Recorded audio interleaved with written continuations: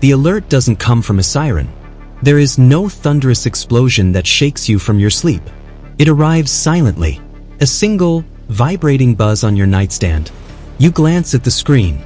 The notification banner is blood red. It's not an amber alert. It's not a weather warning. It is a global headline. Words you've seen speculated about for years are now a reality.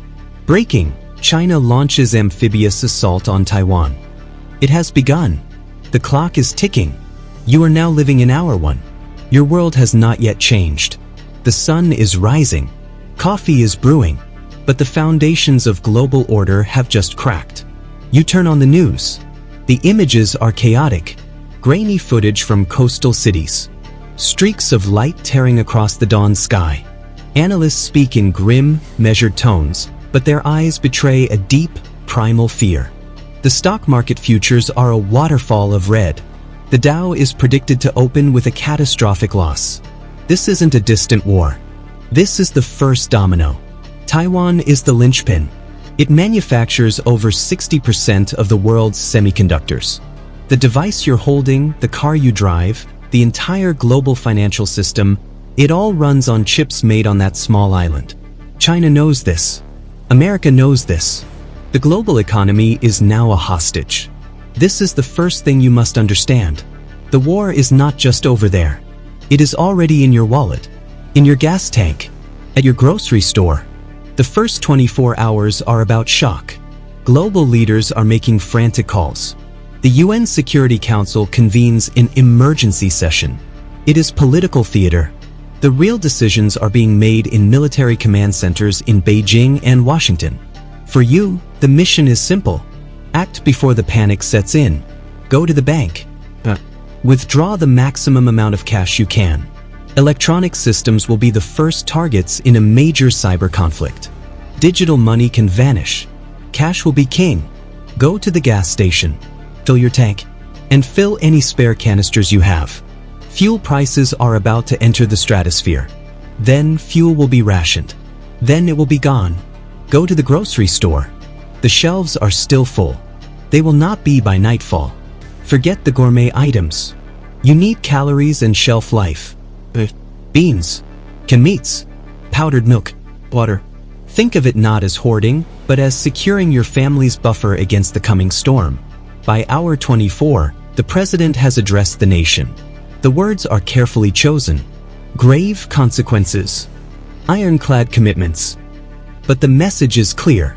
America is moving its assets. Carrier strike groups are steaming towards the South China Sea. The world is officially drawing battle lines. You are now entering the second day. The initial shock is wearing off. It's being replaced by a cold, gnawing anxiety. The internet is still working, but it has become a weapon. Disinformation is everywhere. Doctored videos of atrocities. Fake reports of military coups. The enemy isn't just a foreign power, it's the confusion in your own mind. You must learn to filter the noise. Trust only verified sources. Or better yet, trust what you can see with your own eyes. Your neighbors are talking. The quiet fear from yesterday has turned into hushed, urgent conversations over fences. Who has a generator? Who knows how to hunt? Who was in the military? The fabric of your community is being tested. Alliances are being formed. This is when you must check your communications. Your phone is a liability. It relies on a fragile network. A shortwave radio is your lifeline to the outside world. It's old technology, but it's reliable. It cannot be easily jammed or shut down. It will deliver the news when the internet goes dark. By hour 48, the first confrontation happens. The news reports a US destroyer was aggressively shadowed by a Chinese frigate. Warning shots were fired. A fighter jet buzzes a surveillance plane. It's a calculated escalation, a test of resolve. This is the point of no return. The global supply chain has snapped. Ships are refusing to enter the war zone.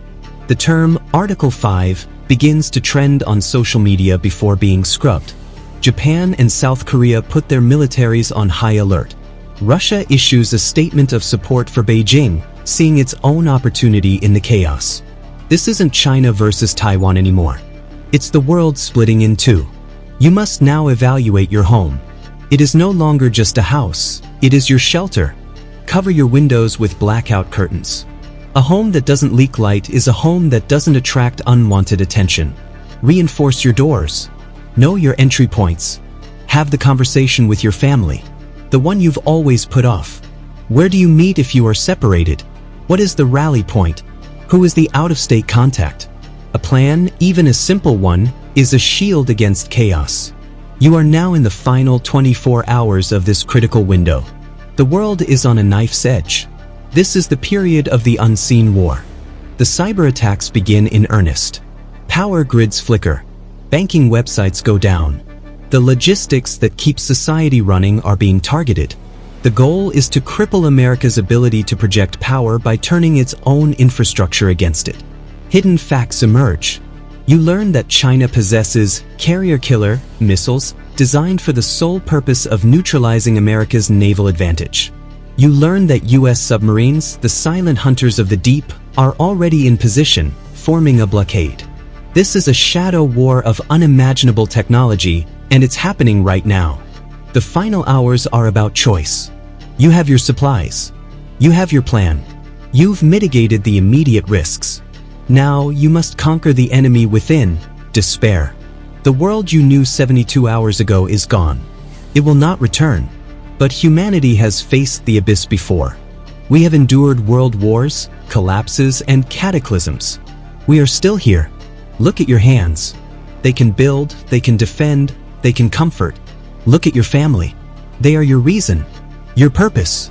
This is not the end. It is a transformation. The age of convenience is over. The age of resilience has begun.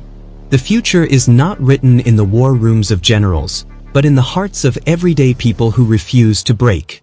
The storm has arrived. The strong were prepared.